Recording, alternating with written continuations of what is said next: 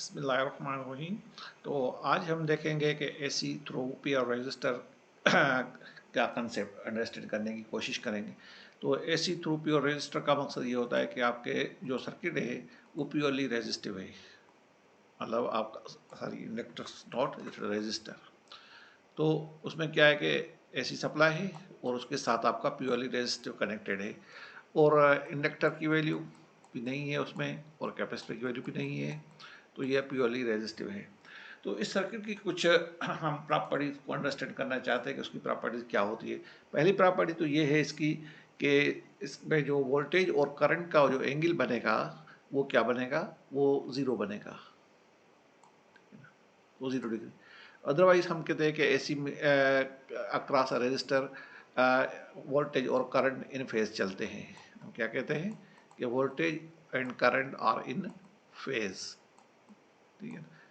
तो इस तरह आप इसके अगर वेव्स को देखेंगे तो दो वेव्स बनेंगी, एक वोल्टेज की एक करंट की, और दोनों इन फेज चल रही होंगी। तो इस तरह का एक वेव्स है, और सेकंड वेव्स आपकी जो बनेगी वो इस तरह बनेगी। एक को आप वोल्टेज नाम दे दो और दूसरे को आप करंट नाम दे दो। तो ये आपका बेसिक कंसेप्ट हो गया इसका एसी थ्रू अक्रॉस रजिस्टर।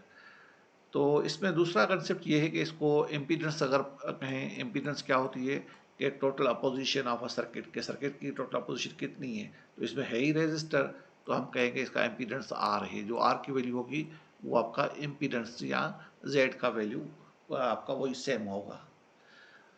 और इसका अगर आप फेजर डायग्राम ड्रा करना चाहें तो आपका ये फेजर डायग्राम आपका इस तरह बनेगा। दैट इज आपका ये वोल्टेज है सपोज, और ये आपकी करंट है, दोनों आपके इन फेज चल रहे होंगे, ठीक है ना। ये आपका वोल्टेज और उसके साथ करंट, ये इसका बेसिक कंसेप्ट था हमारे पास AC across through purely resistive. अगर इसको हम देखें, अगर ओम्स लॉ के थ्रू समझने की कोशिश करें, या सिंपल हम किसी और फार्मूला की तरह देखते हैं कि भाई अगर हमारे पास एक सर्किट है, ठीक है, ये आपका एक सर्किट है रेजिस्टर, और जिसमें आपके साथ ये एसी सोर्स कनेक्टेड है। तो इस रेजिस्टर को आप क्या करना है कि आपने वोल्टेज सोर्स सप्लाई दे दिया V max sine omega t, ये आपने दे दिया है। अब आप इसको चेक करना चाहते हैं कि इसमें पावर कितना है या करंट या वोल्टेज। तो suppose this is equation number 1, आप इसको कह दें। और हमें पता है कि ओम्स लॉ हमें क्या बताता है, Ohm's law is I is equal to V upon R, ये आपका वी और आर। और वी की वैल्यू आपके पास क्या है वो आपको पता है, V is equal to V max sine omega t, ये आपका वोल्टेज का वैल्यू है, ये आपका रेजिस्टर का वैल्यू है। तो इस तरह आपका करंट का इक्वेशन आ गया, ये इक्वेशन नंबर 2। अदरवाइज आप इसको भी इस तरह भी लिख सकते हैं जिस तरह इस इक्वेशन को लिखा है, v is equal to V max sine omega t. तो सिमिलरली आप इसको इस तरह भी लिख सकते हो, i is equal to I max value sine omega t. इस इक्वेशन नंबर 3, ये आपके पास तीन इक्वेशंस आ गई।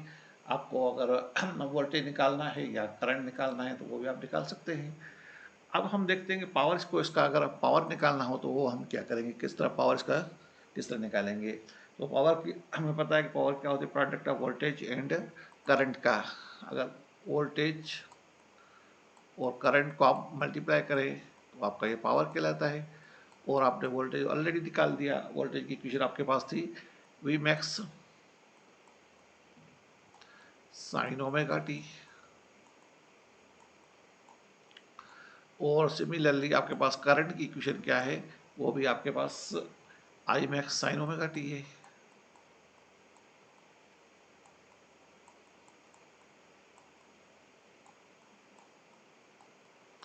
अब हम क्या करते हैं कि वी मैक्स और आई मैक्स को हम बाहर निकाल लेते हैं। वी मैक्स आई मैक्सिमम और साइन का हो जाएगा साइन स्क्वायर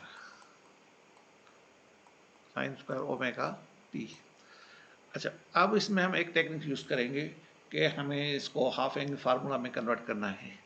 अब हाफ एंगल में फार्मूला कन्वर्ट करने के लिए हम क्या करेंगे कि 2 को हम मल्टीप्लाई भी कर देंगे और 2 को हम डिवाइड भी कर देंगे। तो V max I max divided by 2, यहाँ पर multiply by 2 sine square omega t. अब आपके पास हाफ एंगल का फार्मूला है, वो फार्मूला आपको पता है क्या होता है कि अगर आपके पास 2 साइन स्क्वायर जो थीटा है, 2 साइन स्क्वायर थीटा वो आपका बराबर होता है equals to 1 minus cosine of 2 theta के बराबर। ये आपका एक हाफ एंगल का फार्मूला है। अब इस फार्मूले को यूज करें तो आपका पावर निकल आएगा। अभी हम दोबारा इस पावर पे आ जाते हैं, तो पावर हमारा क्या बन रहा था, power is equal to V maximum I maximum divided by 2, और वहाँ पर हम हाफ एंगल का फार्मूला यूज कर देंगे जो हमने ड्राइव किया था, that is called 1 minus cosine theta, मगर यहाँ पर हम 2 ओमेगा टी यूज करेंगे। वहाँ क्या था हमारे पास 2 थीटा था, 2 तो वही है, थीटा इज ओमेगा टी। तो इसको हम सेपरेट कर लेते हैं, या तो इसमें दूसरी टेक्निक हम ये भी कर सकते हैं कि इसको ही हम सेपरेट कर दें, अलग अलग कर दें। ये आपका V max divided by 2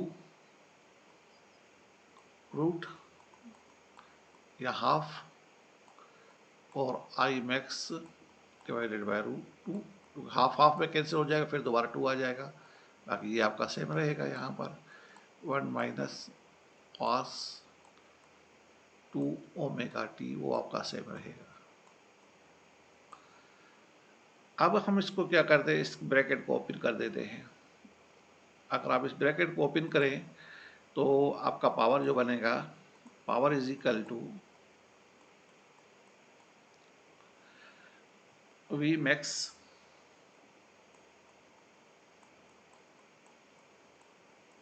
I max root two suppose. उसके बाद ये क्योंकि ये आपका पहला पहला 1 के साथ हो गया, फिर तो अभी कोसाइन के साथ भी ये टर्म होगा, तो minus V max I max root two then cos 2 omega t, cos 2 omega T.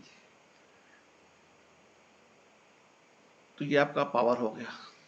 इसमें अगर हम देखें, इसको थोड़ा अगर हम और डिटेल में देखें, तो इसमें हमें एक चीज़ नज़र आ रही है कि जब आपका वैल्यू, कोसाइन का वैल्यू अगर 0 हो जाए तो उस केस में क्या होगा, क्योंकि जब आपका कोसाइन वैल्यू 0 हो जाएगा, और कोसाइन आपका 0 किसके बराबर होता है, वो 1 के बराबर होता है।